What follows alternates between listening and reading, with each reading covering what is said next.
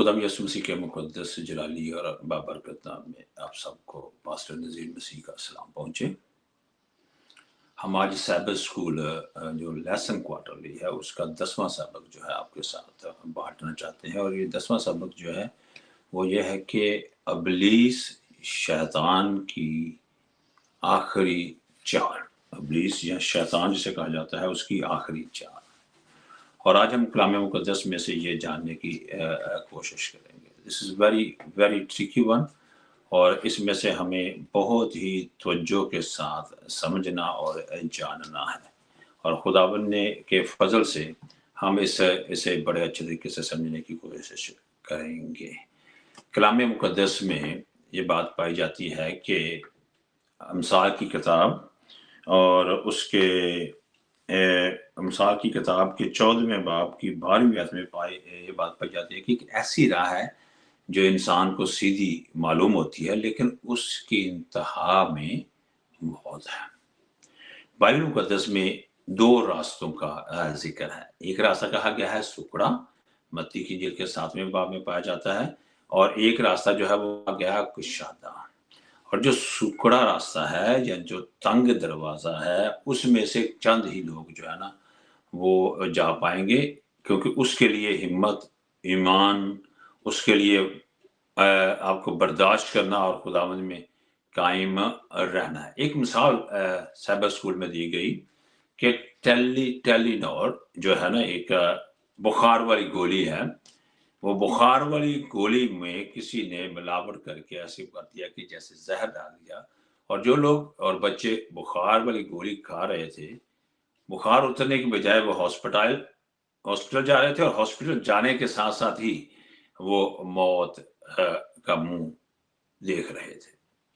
बड़ी अजीब बात थी। जब तहकीक की गई तो पता चला कि इस दवाई के ऊपर किसी ने जहर लगा दिया और लोगों को जानलेवा है।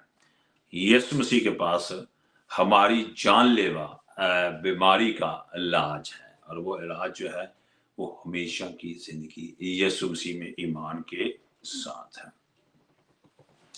कलाम मुक़द्दस में ये कहता है कि आखिर ज़माना में, यीशु मसीह के अल्फाज है, ये मैं पढ़ना चाहता हूँ। मरकस की इंजील और उसका 13वां बाब और उसकी 22वीं आयत में लिखा है, झूठे नबी और झूठे मसीह उठ खड़े होंगे और अजीब काम दिखाएंगे। यीशु मसीह जो कि मुस्तकबिल को खूब जानते थे, उन्होंने मुस्तकबिल को जानते हुए इस बात का अपने अजीजों पर, अपने प्यार करने वालों पर, फॉलोअर्स पर, ईमानदारों पर ये बात अया की कि आखिर जमाना में झूठे नबी, झूठे मसीह आएंगे, और जो बरगजीदों को, यानी कि जो ईमानदार हैं, इतने ऑर्गेनाइज तरीके से बातों को पेश करने की कोशिश करेंगे कि उनको भी गुमराह कर लें।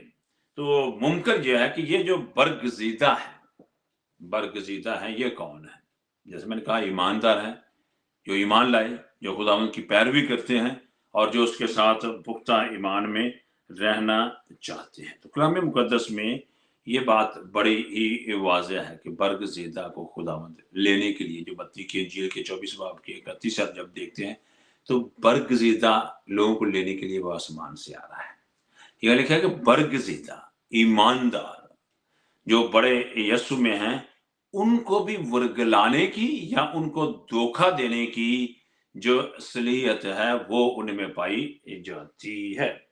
मुकाशवा की किताब में ये बात बड़े ही वाज़ेह तौर पर लिखी है, और वो ये है, मुकाशवा 12वां बाब और उसकी 9 आयत में, इब्लीस शैतान वो पुराना सांप, लिखा है कि वो आसमान से जमीन पर गिरा दिया गया है, और वो बड़े गजब के साथ और बड़े जोर के साथ, बड़े गुस्से के साथ आया है, और उसमें ये ताकत है कि वो सारे जहां को गवाह कर सके। तो क्या लिखा है? ये जो आया है जमीन पर गिरा दिया गया है, उसमें ताकत है, कुदरत है कि वो सारे जहान को गुमराह कर देता है, सारे जहान को गुमराह कर देता है। तो ये गुमराही की जो बातें हैं, ये जो गुमराही की जो तालीम है, जो हम देखने वाले हैं, जानने वाले हैं, वो कलाम मुक़द्दस में हमारे सामने कुछ यूं आती है, बड़ी बड़ी वाज़ेह है। जो इब्लीस है, शैतान, उसने शुरू से ही आदम और हवा को गुमराह किया। खुदा ने कहा कि तुमने गुनाह किया तो तुम मरोगे, पैदाइश 2 की 17 में, लेकिन इब्लीस ने, शैतान ने हवा से कहा कि तुम मरोगे नहीं बल्कि तुम खुदा की मानंद हो जाओगे, यानी तुम अबदी तौर पर रहोगे और कभी मौत तुम पर नहीं आएगी, यानी कि मौत का तुम पर कोई काम ही नहीं, तुम खुदा बन जाओगे। यही बात उसने शुरू में ही आदम और हवा से की और यही उसकी चाल का आखिरी हरबा है, जब वो लोगों को इस अखीर जमाना में कहेगा कि तुम पर मौत तो आएगी नहीं, लोग मरेंगे नहीं, जिंदा ही रहेंगे। वो तो रूह में जिंदा ही रहेंगे, जिस्म जो है खत्म हो जाएगा लेकिन रूह में जिंदा रहेंगे। कलाम मुकद्दस ऐसी कोई बात नहीं करता। कलाम मुकद्दस में से मुकाशवा की किताब में से मैं चंद बातें आपके सामने पढ़ना चाहता हूँ। मुकाशवा की किताब और उसका 16वां बाब और उसकी 13वीं और 14वीं आयत बड़ी जरूरी है, और मैं फील करता हूँ कि हम इसे जब पढ़ेंगे तो हम जानेंगे कि ये कैसे इब्लीस जो है वर्गलाएगा करेगा। 16वीं चैप्टर की 13वीं और 14वीं आयत में लिखा है, फिर मैंने उस अजदहा के मुंह से, अजदहा यानी सांप, इब्लीस शैतान, उसके मुंह से 3 नापाक रूहें मेंढकों की सूरत में निकलती देखी। और उसने 3 नापाक रूहें मेंढकों की सूरत में से मुंह से निकली, और वो क्या कहता है, मुंह से और उस हवान के मुंह से। अब हवान क्या है, हम बाइबल मुकद्दस को जब पढ़ते हैं तो हवान को कहा गया है वो एक बादशाह और एक अजीब किस्म का बादशाह होगा, जिसमें गवर्नमेंट और मजहब की बातें जो है ना इख्तियार के साथ हुई। कहते हैं उसके मुंह से ये सुना, और उसके मुंह से क्या, 3 नापाक रूहें निकली है। 14वीं आयत कहती है, ये शयातीन के निशान दिखाने वाली रूहें हैं, जो कादिर मुतलक खुदा के रोजे अजीम की लड़ाई के वास्ते जमा करने के लिए सारी दुनिया के बादशाहों के पास निकल कर जाती हैं। ये देखें, अब ये जो नापाक करने वाली रूहें हैं, तो ये कह रहा है कि पूरी दुनिया के बादशाहों के पास जाती है, और ये कहां से आ रही है, ये इब्लीस और हवान के मुंह से, और लोगों को वर्गलाने के लिए, उनको धोखा दे देने के लिए। जब कलाम मुकद्दस में से हम यहाँ ही इस बात को देखते हैं, खास तौर पर मकाशवा की किताब के 18वें बाब में, तो उसकी दूसरी और उसकी 23वीं आयत में लिखा है, बड़ी आवाज से चलाकर कहा कि गिर पड़ा, बड़ा शहर बाबल गिर पड़ा, और शयातीन का मस्कन और हर एक नापाक रूह का अड्डा और हर एक पाक और मकरू परिंदे का अड्डा हो गया। अब क्या है, जरा गौर करें, ये जो गिर पड़ा और वो बड़ा पुराना शहर बाबल गिर पड़ा, बाबल में एक बात थी, और वो बात बुत परस्ती की बात थी। बाबल से पहले असूर जो थे वो भी बुत परस्ती करते थे, असूर कि जो थे वो भी बुत परस्ती करते थे। बाबल से पहले जो है हम ये बात पाते हैं कि फारसी, मिस्री ये भी बुत परस्ती करते थे। तो लेकिन बाबल ने अपने अंदर ये बुत परस्ती उनसे ली, और जब वो वहां पूरे इख्तियार में आया तो ये बुत परस्ती जो थी उसमें एक काम था कि जो इंसान है वो मरता नहीं, उसकी रूह वो मरता नहीं बल्कि रूहानी तौर पर जिंदा ही रहता है। और यही बात यहां वो कह रहा है कि वो बाबल तो गिर गया लेकिन रूहानी तौर पर उसकी तालीम जो है वहां पाई जाती है, और वो हमेशा उसमें क्या करेंगे, उसमें घिरे रहेंगे। तो ये बात जो अभी हम यहाँ पा रहे हैं कलाम मुकद्दस में से, तो ये हमारे बात आ गई कि इंसान जिसको खुदा ने कहा कि तू गुनाह करेगा तो तू मर जाएगा, पैदाइश 2:17 में, लेकिन उसे ये कहा गया कि तू हरगिज़ ना मरेगा, यानी तेरी जिंदगी खत्म ही ना होगी, लाफानियत है, गैर फानी हो जाएगा तू। और ये आज के दौर की बहुत बड़ी तालीम है। और ये हम कैसे ये तालीम पाते हैं, लोगों को ये कहा जाता है कि जो रास्तबाज है जब वो मरेंगे तो वो तो मरते ही नहीं है, वो तो आसमान पर उठाए जाएंगे, और जो नाराज है उसी वक्त दोज़ख में डाले जाएंगे, और उनकी रूह जो है सजा पाएगी। तो यहाँ बात गौर करने वाली है, क्या बाइबल ऐसा कहती है? अगर बाइबल ऐसा कहती है तो फिर यीशु मसीह का आने का क्या मकसद है, फिर सजा और जजा देने का क्या मकसद है? तो यहाँ पहली बात जो हम पा रहे हैं, खुदा ने कहा है कि इंसान मरेगा और मरने के बाद वो फिर क्या रहेगा, कभी भी है ना उठेगा नहीं जब तक खुदा यीशु मसीह वास की कथा ना बाबा। और उसकी चौथी और पांचवी आयत कुछ यूं कहती है, I want to read it. वाज की किताब और उसका चैप्टर नंबर 9 और उसकी चौथी और पांचवी, जिंदा मुर्दा, जिंदा शेर, मुर्दा कुत्ते से बेहतर है। यानी क्या है, क्योंकि जो जिंदों के साथ हैं उनके लिए उम्मीद है, इसलिए जिंदा कुत्ता मुर्दा शेर से बेहतर है। पांचवी आयत, क्योंकि जिंदा जानते हैं कि वो मरेंगे, पर मुर्दा कुछ नहीं जानते और उनके लिए और कुछ अजर नहीं, क्योंकि इनकी याद जाती रहेगी। ज़बूर 46 में 4 आयत में भी ये बात लिखी हुई है कि मुर्दे जो है वो कुछ नहीं जानते, उसमें खुदा उनकी कोई स्ताइश नहीं, खत्म हो जाते हैं। और खास तौर पर वाज की किताब में ये बात यहाँ लिखी है, जब वो खत्म हो जाते हैं तो कुछ नहीं करते। अयूब नबी, अयूब 19 बाब की 25, 26, 27 में कहता है कि मुझे पता है कि मेरे जिस्म के गढ़ साने जाने के बावजूद भी मेरा निजात देना इसी जमीन पर आएगा और मैं उसे देखूंगा और मिलूंगा। तो दूसरी बात जो गौर करने वाली वो ये होगी कि यीशु मसीह आएगा तो मुर्दे जिंदा किए जाएंगे। पहला तस्नीकी 4 बाब की 16 और 17 देखा है, जब यीशु मसीह आएगा तो नरसिंगा फूंका जाएगा, और जब नरसिंगा फूंका जाएगा तो तमाम जो यीशु मसीह में मुए हैं वो उठ जाएंगे, और वो जो जिंदा होंगे वो हवा में एक ही पल में तब्दील होकर हवा में उसका इस्तकबाल करेंगे। और इसी बात में तुम एक दूसरे को तसल्ली दिया करो। तो बात गौर करें, अगर तो जिंदा मरने के फौरन बाद ही कुछ हो जाता है और जिंदा रहते हैं और जन्नत और जहन्नम मिल जाती है, तो फिर यीशु को अपने कलाम में अपनी आमद का जिक्र करने की क्या जरूरत थी। लिखा है कि मरेंगे तो पड़े रहेंगे जब तक वो आकर हमें जिंदा ना करे। इसलिए कलाम मुकद्दस में मुकाशवा 14 बाब की 13 में क्या है, फरिश्ता जो है उसने यूहन्ना आरफ को मुकाशवा की रोया देते हुए कहा, दिखाया कि मुबारक है वो मुर्दे जो अब से खुदावंद में मरते हैं और वो अपने कामों में रह पाएंगे। तो बात क्या हुई कि लाफानियत का जिक्र या कभी ना मरना, गैर फानी रहने का तालीम जब ये शुरू से ही इब्लीस ने दी है, तो आखिर जमाने में भी लोग मरना नहीं चाहते, हमेशा ही जिंदा रहना चाहते हैं, और वो ये भी पाई जाएगी। इसलिए ये उसकी चाल का एक हिस्सा। अगर हम ऐसी तालीम को मानते हैं,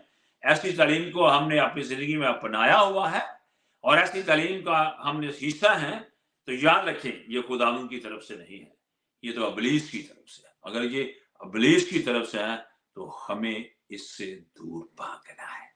कलाम में लिखा है जो जान गुनाह करेगी वो मरेगी, और जब मरना है तो हम मरकर मट्टी में मिल जाते हैं जब तक यीशु मसीह नहीं आता।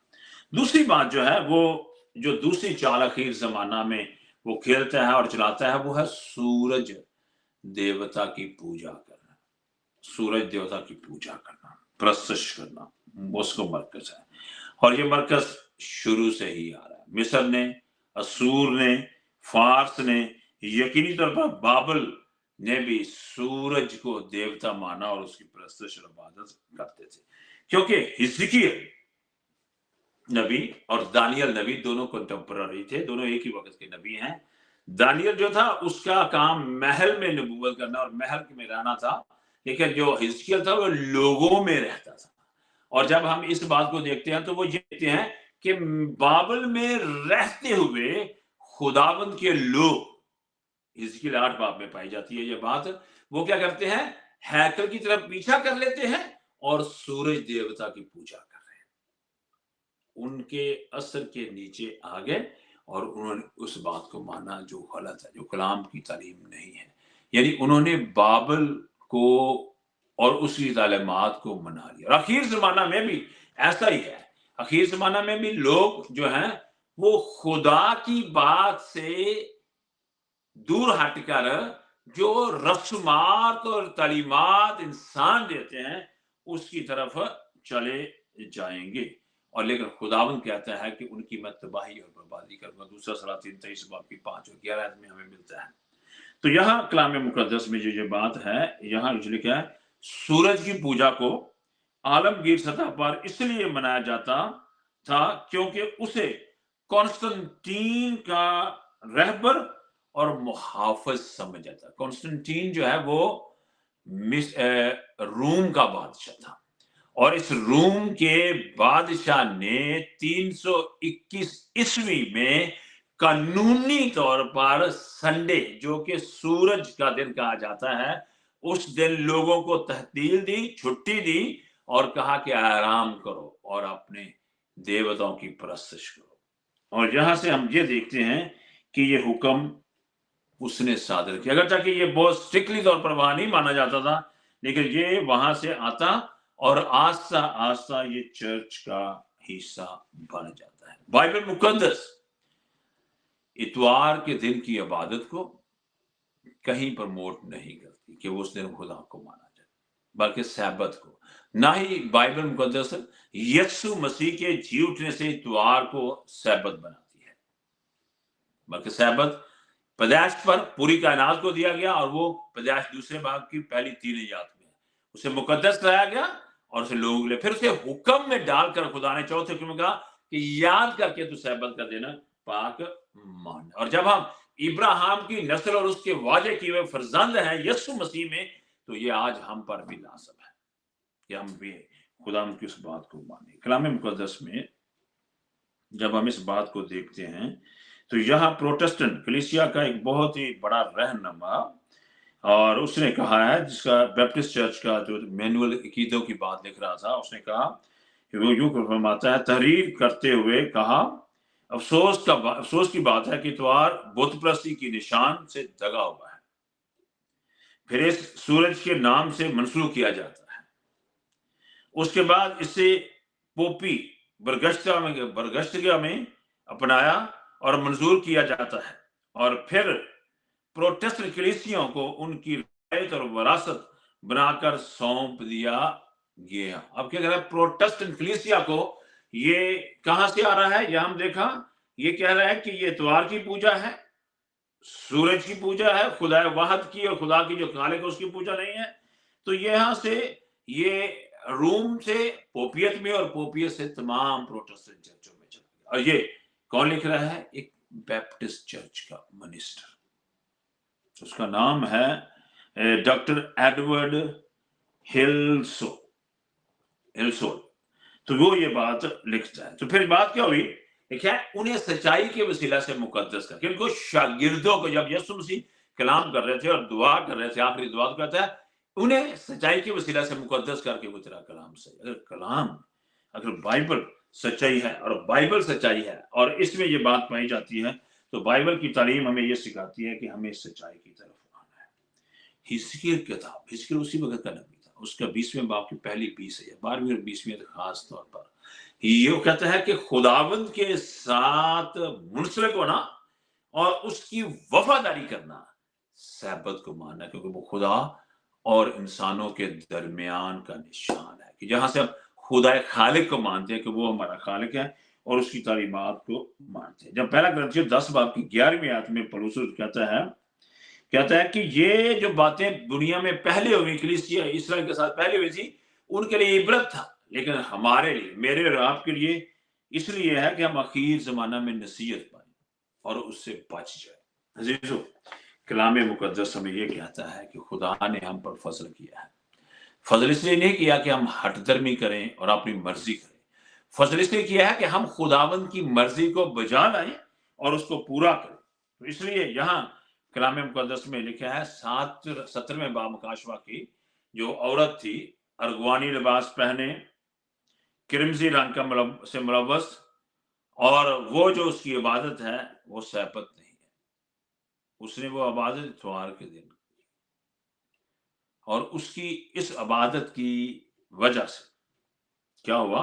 ہم یہاں دیکھتے ہیں کہ اس نے لکھا کہ اس عورت نے ارغوانی اور جو کرمزی رنگ کا ملوث ہے اور حوان پر سوار ہے، دیکھیں اپنی مے سے اس نے بڑے پیالے سے قوموں کو پلایا۔ مے کا بڑا پیالہ جو ہے وہ غلط تعلیمات کو جو اس نے مکس کر دی، اس میں وہ اپنے قوموں کو پلایا اور اس سے وہ نشہ ہے۔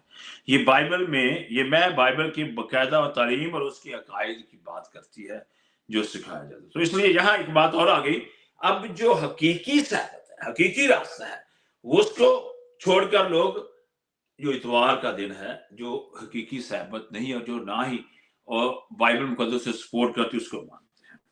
मुकाशवा की किताब 18 बाब की 4 है कि ऐ मेरे लोगों, ईमानदारों, यीशु मसीह पर ईमान रखने वालों, उसमें से निकलो। वो सिस्टम जो है वो खराब है। खुदावंद में आ जाओ। अगर आप तालीम पा रहे हैं, खुदावंद में हैं, तो खुदावंद की सच्चाई को जानने तक मुकद्दस किए जाए और खुदावंद की पैरवी की तरफ चलें। ठीक है, पर ईमान लाए हैं, जो ईमान लाए हैं उससे हासिल शुदा तकवीयत, जो यीशु मसीह पर ईमान लाए हैं और उससे हासिल शुदा तकवीयत के बाद फर्मा बरदारी में वाहद हल है। फर्मा बरदारी यीशु मसीह में फर्मा बरदारी वाहद हल है और उसका फजल हमें रसूलों जैसी ताबियादारी देता है। किसका फजल? खुदावंद यीशु मसीह का फजल हमें रसूलों जैसी ताबियादारी देता है। अजीजों, दोस्तों, बड़े बुजुर्गों, यीशु मसीह हमें कहता है कि ना तो ये सोचें कि मरने के बाद जिंदगी है और ना ही ये सोचें कि मुझे सब कुछ मिल गया और जैसे मैं मर्जी पता करूं और परस्तिश करूं, ये मेरी बात है, मेरा ख्यालात है। नहीं, ऐसी बात कलाम हमें करने की इजाजत नहीं देता। तो कलाम मुकद्दस में एक और जो बात हम आज देखने वाले हैं वो ये है, जो कि हमारे सामने फजल फर्माबरदारी के लिए खुदा ने हमें फजल दिया है, वफादारी के लिए हमें एक बुल्लाहट दी है। कलाम मुकद्दस में मुकाशवा 14 बाब की 8 में कहता है बाबल तो गिर पड़ा है, अब उसमें से निकल आओ और बच जाओ। और जब हमें ये बात खुदावंद ने कही है तो आए हम अपने आप को खुदावंद के हाथ में दें, अबलीस की चाल में ना आए, वो बरगजीदों को भी गमराह कर लेगा। तो मेरा ये ईमान है कि जब आप खुदावंद में है तो आप और आपका गिराना गुमराह नहीं होगा, बल्कि खुदावंद यीशु मसीह पर ईमान लाकर कायम ले रहे, जो आखिर तक बर्दाश्त करेगा जिंदगी का ताज पाएगा। अगर आप आखिर तक बर्दाश्त करते हैं, जब तक यीशु मसीह नहीं आता, तो जिंदगी का ताज पाएंगे। खुदा यीशु मसीह आपको, मुझे और हम सबको बरकत दे। आमीन। और आपको जिंदगी का ताज